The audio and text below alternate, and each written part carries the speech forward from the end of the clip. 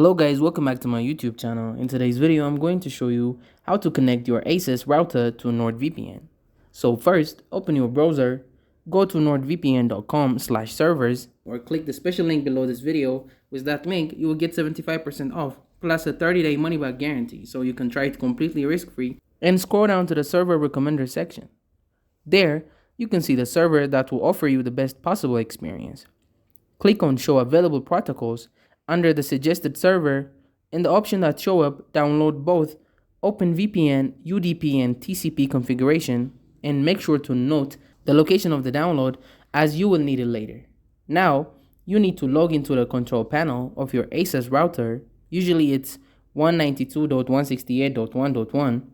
You should type this address in the address bar of your browser.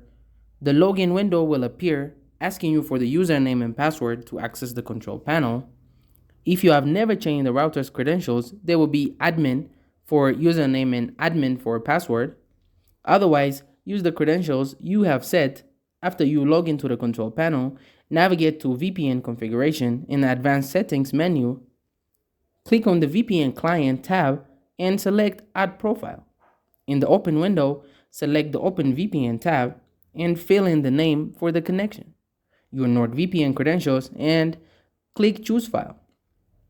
Select the UDP or TCP configuration file from the destination where you download the files previously and click Open. Click Upload to load the configuration. You should see the complete message if successful and click OK. In the VPN client tab, you will see the created connection.